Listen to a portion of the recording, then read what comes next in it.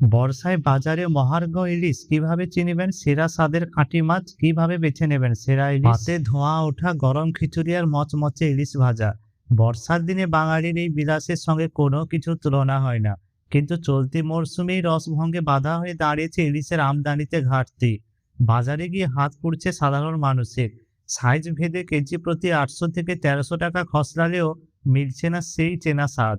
মৎস্য ব্যবসায়ীদের বক্তব্য, নদী ও সমুদ্রে কাঙ্ক্ষিত পরিমাণে মাছ মিলছে না, যোগানে টান পড়াতেই চড়েছে দর। তাই বলে কি ইলিশ খাবে না বাঙালি?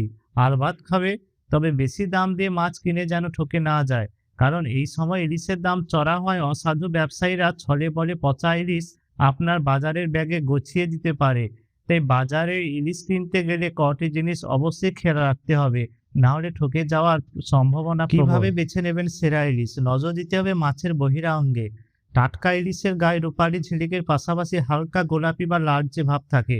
তবে ব্যবসায়ীরা অনেক সময় কৃত্রিম রং ব্যবহার করেন, তাই ভালো করে পরীক্ষা করে নিয়ে তবে মাছ ব্যাগে তুলুন। ইলিশের শারীরিক গঠন অত্যন্ত গুরুত্বপূর্ণ। খাঁটি ও সুস্বাদু ইলিশের আকার হয় অনেকটা পটলের মতো।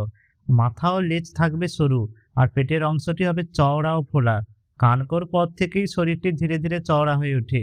এই গড়নে ইলিশে তেল বেশি থাকে এবং স্বাদও হয় অতুলনীয়। দেখতে হবে মাছের চোখ ও কানকো। টাটকা মাছের চোখ হবে একদম স্বচ্ছল ও উজ্জ্বল, তার ভিতরে থাকবে হালকা লালচে আভা। চোখ ঘোলাটে হলে বুঝতে হবে মাছটি বাসি। পাশাপাশি কানকো টকটকে লাল থাকা সতেজতার চিহ্ন। মাছ কাটার সময় রক্তের রঙের দিকে খেয়াল রাখুন।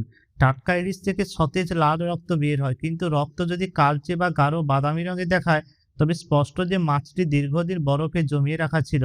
এই ধরনের মাছের স্বাদ স্বাভাবিকভাবেই কমে যায়। বর্ষার বাজারে সতর্ক হয়ে নিয়মগুলি মেনে চলে সেরা ইলিশ চিনে নেওয়া মোটেই কঠিন নয়।